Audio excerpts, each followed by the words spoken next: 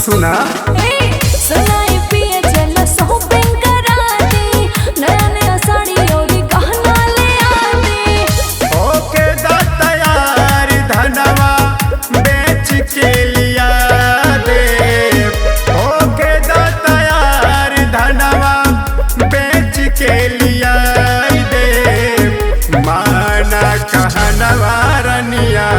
हारवा गढ़ाई दे माना कहनवा रनिया नातियो गढ़ाई दे मांचना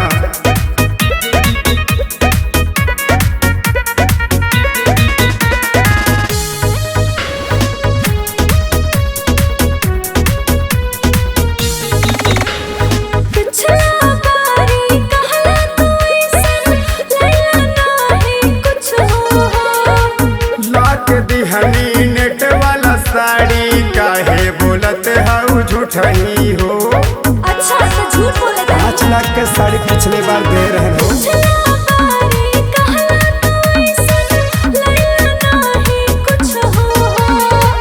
लाख दिहनी नेट वाला साड़ी काहे बोलत हऊ झूठही हो।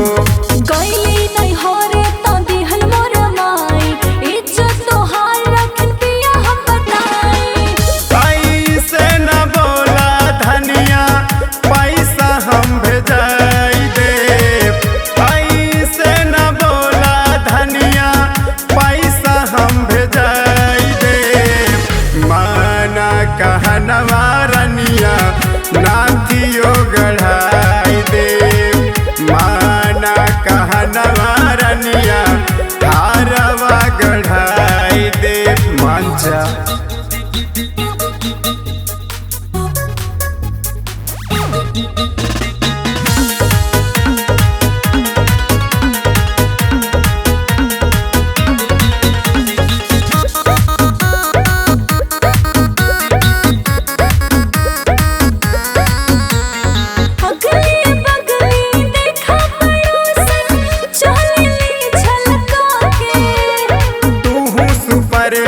सबका से रानी काहे बोले लुखिसियाई अरे काहे रिसियात हो ऐसे